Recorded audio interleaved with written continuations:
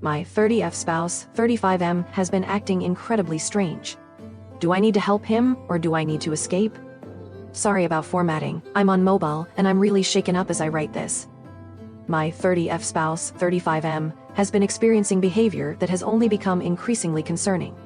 In the past 2 months now, he has been talking about things that he claims are happening, but he's never mentioned before.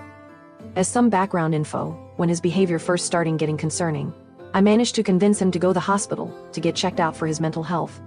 He wasn't even seen by a doctor, and he was told he just needs to take a certain medicine to help him sleep. The issue is he also smokes weed, so this medicine does not mix well with that. He won't quit smoking. We also have 2 very young kids. Back to the weird recent behavior, he claims he had an old email with an inheritance that got hacked, and he needs access to it. I tried helping him get on it, but he hasn't used it in literally the 12 years we've been together. I only knew of its existence previously when I helped him switch his Facebook login, and that was an email attached. Another example is that he believes everyone is talking about him to me and everyone else, I mean literally everyone else. He thinks there's some sort big thing planned to hurt him or do something horrible to him soon, and that we're all on it. On a few other separate occasions, he's asked about a show that we're on and asked how much money I'm being paid to keep a secret. He also thinks I'm having secret phone calls, and that I've apparently left the room to accept these calls, which then results in me coming back crying about something I've apparently discussed on the phone. Whenever I try to explain to him that none of this is happening, he fights back saying that I'm just lying to him and to tell him the truth. That I need to tell him the truth or something bad is going to happen. It's gotten so bad, he ended up getting fired from his job because he was barely showing up. He kept going to the cop station to make a report instead of going to work. After he got fired, there was some sort of tense situation where they ended up calling a wellness check for him because they were afraid he's going to come back and hurt someone.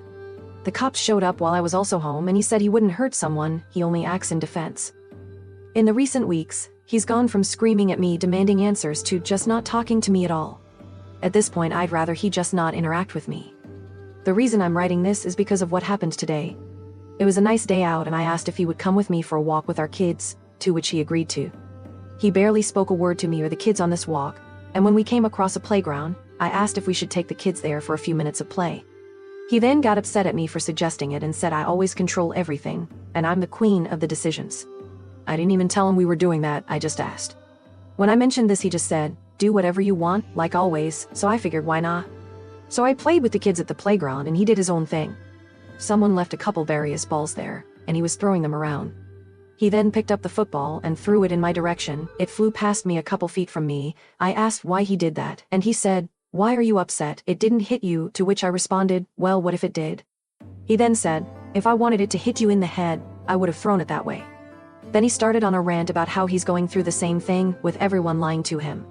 After which, he sat down in the corner of the park and was doing literally nothing. I was getting upset, so I packed up the kids and started walking to leave the park. I said to him, "We're going home," and started walking away. Apparently he tried to yell out to us, but ended up taking a different way home than we did. He told me this when he met me on the street when we were almost home, saying that next time I want to be an idiot and walk away, maybe stop and listen for him calling out. I didn't hear him, but honestly he could have easily caught up to us. I was getting more and more upset and said I wanted to go for a drive to get coffee, and he said fine. I said I wanted to take the kids, and he asked why. Then I said fine, you stay home with them, and he said no, they can go with you, and started putting them in the car. I got in the car and he got in the passenger seat, to which I asked him if he's coming with. He said yes, and to drive. I told him I didn't want him coming with because he's being mean, and he said he could be a lot meaner. As I started driving away, he kept going off on the usual BS he's been talking about lately, and I told him I don't want to hear it. He started screaming at me to keep driving and shut the fuck up. I stopped the car and told him to get out, and he made a motion like he was going to punch me, but punched his hand in front of my face. At this point I started crying and yelling at him to get out, and he yelled back, "No, just drive." I then said I should just drive him to the police station for that, and he said he would choke me unconscious before we even got there. I was crying even more at this point and said I don't want to be with him anymore and I want him out. He said no. He continued to be a dick for the rest of the car ride, where I pleaded with him to not treat me this way, especially in front of our children. It's not fair to them or to me. He said to not bring them into this. I said how couldn't I? They are literally in the car. Anyway, after I drove us home, he asked how long I've been waiting to break up with him and who I'm replacing him with. I told him I haven't been and there's no one else, which of course he doesn't believe. When he got inside, he even taunted me saying, "I should take you to the cop station," in a girly voice. He's outside smoking and I'm inside with the kids writing this. Of course I'm shook up currently, but I don't know what to do. We only have the one vehicle which is in both our names. The place we rent is actually my mom's, so we don't have a lease, but we both have our addresses attached to this place on our licenses. He wasn't always like this. Literally only the past couple months his behavior has been this bad. I miss the person he used to be. I miss that he would spend time with me, with the kids, but he spends all his time by himself now. I don't know if he's going through some sort of manic episode or what's triggering this change in behavior, but I really don't know what to do. Is there something differently I can do to help him? Every time he talks to me about whatever situation, he doesn't accept any answer I say, and also won't accept if I say nothing. Edit. I just wanted to update and let you all know we are safe. I'm sorry for not saying anything sooner. I'm a bit overwhelmed with how popular this post got, and will give an actual update later. Thank you for the advice and comments as well. I will mention a couple things. We are not in the US. Where we are, marijuana is legal, so my spouse does get it from government-run dispensaries. I don't think there's a chance his stuff gets laced aside from the fact he mixes cigarettes with it. A lot of people mentioned meth. There is just no way. He doesn't go anywhere random, he doesn't talk to people outside of our household, aside from the few times he would go to the police station. I had his location on his phone so I can see where he goes when he leaves.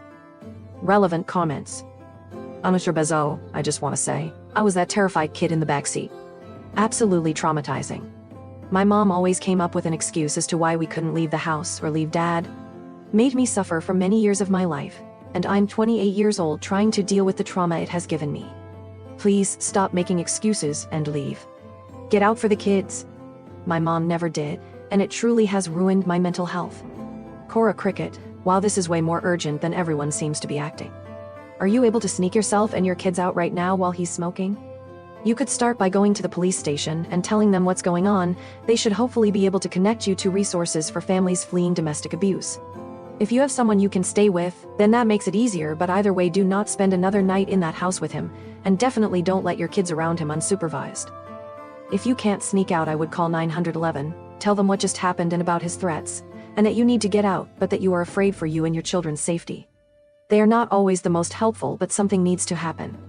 At least then, if he comes back in and tries to do something to you, you'll be in the phone with them, and they can send someone then. Might be a good strategy while you're leaving too if you're worried he might catch you. It sounds like he's having some kind of psychological break. The paranoia and being convinced everyone is part of some conspiracy against him is not abnormal there. But he has clearly told you that he is a danger to you, so you need to worry about that first. Get yourself and your kids to safety and figure the rest out after that. Once it's time to deal with him and his situation, depending on where you are, getting him involuntarily detained for psychiatric treatment requires proving he's a danger to himself or others, so at least you can show how he's threatened you. But worry about that after you and your kids are safely away from him. Daddy Tywin, heavy cannabis use can trigger the onset of schizophrenia in people who are already susceptible. Your age is right about the age where this tends to happen in men. I am not a doctor, but I really think this is a mental health emergency, either due to a drug interaction, drug use itself, or because he is rapidly developing a psychotic disorder. You need to see a mental health professional, not the and describe all of this behavior to them, including the frequency of his marijuana use. OP, that's the thing. He saw a crisis nurse at the hospital, and a therapist/social worker there, and I felt like the only thing they tried to do was get him to take a specific medication. I think it's called quetiapine or something. But anyway, I don't think he is regularly taking it, and if he is, he definitely shouldn't be mixing it with smoking weed. Daddy Tywin, that's the generic for Seroquel, which is actually an antipsychotic medication used for schizophrenia and bipolar I episodes. That makes way more sense to be prescribed than a sleeping pill. You're right though, he needs to be taking it as RxD bottle should have the dosing on it. I looked up the drug interactions and the ones listed are moderate and mostly physical, although generally people with any kind of psychotic disorder, I think, are not supposed to use marijuana. Mama Odie, just call the police for assistance to leave. If you have somewhere to go, it's that easy. I've done it. He'll put a good front on, but you need to tell them you are in fear of your life because he threatened to strangle you. You can't wallow and be a scary baby. Not in front of your kids. He traumatized them enough. You can also have him removed for the threats on your life, and you can change locks. Do not let another day pass in this.